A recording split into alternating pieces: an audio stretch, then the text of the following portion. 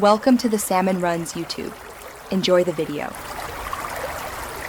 You begin by securing prime 200 mm or 300 mm silicon wafers and a complete photo mask set. These are your physical canvases.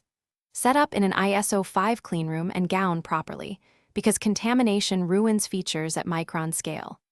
Once done, load the wafer into the spin coater and apply photoresist in a single, even dispense.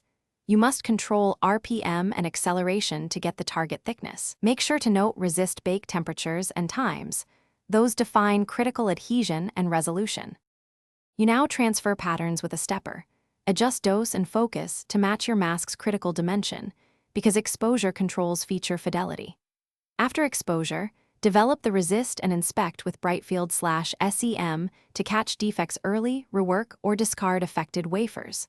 Next, perform anisotropic etching to open silicon and dielectric, followed by film deposition using CVD or ALD for gate oxides and metal stacks. Make sure to CMP planarize between major layers, so subsequent lithography stays in focus. You finish by forming interconnects.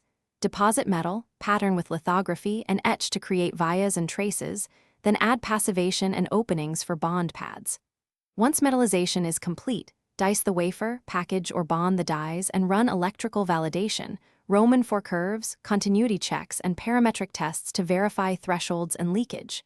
If a failure appears, inspect overlay accuracy, contamination logs, and etch rate drift. Adjust process recipes, and retest a sample batch before full rework to avoid repeated losses. Thanks for watching. Consider subscribing if we helped you.